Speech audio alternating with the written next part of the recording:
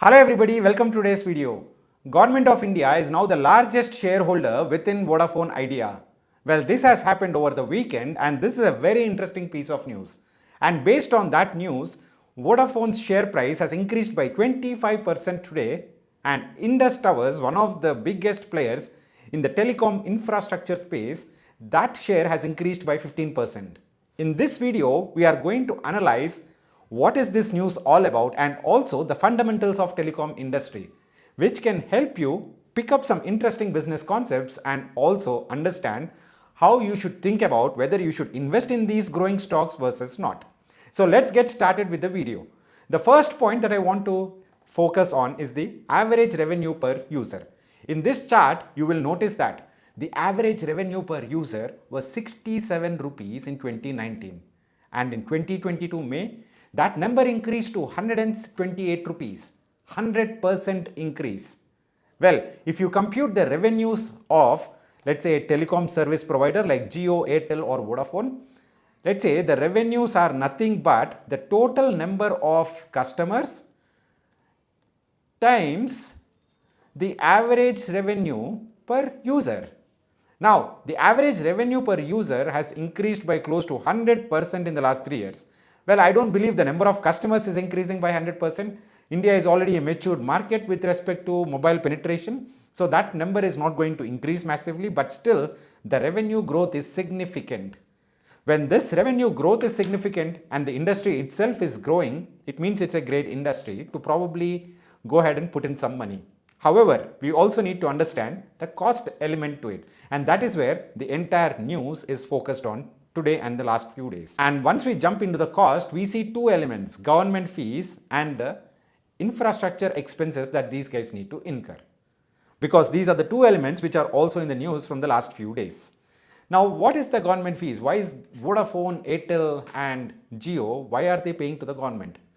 Well, for you and I to talk, right, we are connected through a wireless network. And that wireless network is basically sitting on a radio frequency band which is allocated for telecom communications by the government. And Vodafone, Jio, Airtel, these guys license to use that spectrum so that they can go ahead and service their customers. And that is the whole reason these guys are paying that licensing fee, that maintenance fee, all these fees to the government. Now, this fees is paid whenever they are bidding for that new spectrum. When there was a 3G spectrum auction, these guys had to bid for 3G spectrum. When there was 4G, they had to do the same, and 5G, 6G. This is a recurring expense, a huge recurring expense that these guys need to bear. Airtels, Jios and Vodafones. And how much is the money? Well, for Vodafone, 16,000 crores was just the interest fees. We are not even talking about the overall licensing fees, we are just talking about the interest fees. And that is a huge capital expenditure for these companies. And this capital expenditure is continuing to happen once every 8 years. If you take a look at a manufacturing company, once they buy a machinery, that machinery is used for 30-40 years.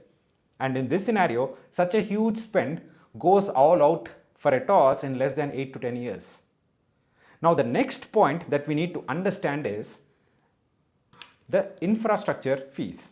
Well, it's not just when the spectrum upgradation is happening, these guys also need to upgrade all the equipment.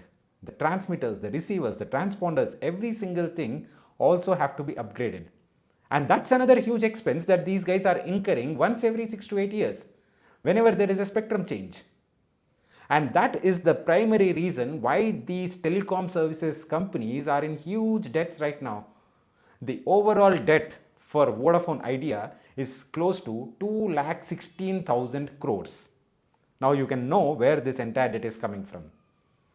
Now, as soon as the government said that, hey, we are basically not going to ask Vodafone this debt, this 16,000 crore debt, instead we are taking equity, the markets were all happy and they let Vodafone's shares increase by 25%. Now the point is, did the fundamentals of Vodafone change? Absolutely not. Then what happened with Indus Towers? Indus Towers is in that infrastructure space. They deploy, develop these towers. the network towers that are then used by Airtel, Jio and Vodafone. Vodafone was due a lot of payments to these guys, and as soon as the government said we don't worry about our loan, then the number of people that Vodafone had to pay reduced substantially, and the overall debt for them also reduced, which means now the chances that Indus Towers will be paid their money will also increase, and hence Indus Towers share increased by 14%.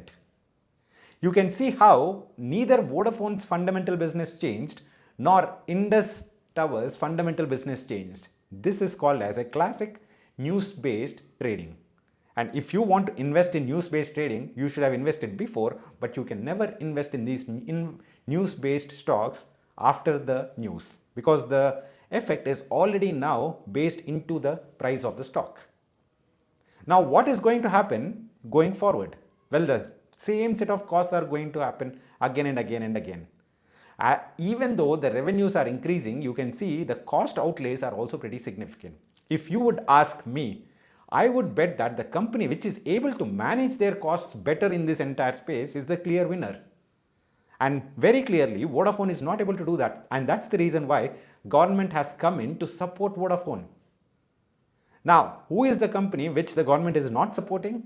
Airtel, because they are able to probably manage their expenses in the best way possible. So if I have to bet my money, well, this is not a recommendation in any ways, but I would rather bet on Airtel. The reason is because their revenues are growing, at the same time they are managing their costs better. It is not about news-based investing, guys. It is about believing in which company is actually handling their cash flows to the best possible extent. Hope this video makes sense to you. Please do let me know if you have any kind of feedback, and I would be happy to incorporate in my videos going forward. Take care. See you again. Bye-bye.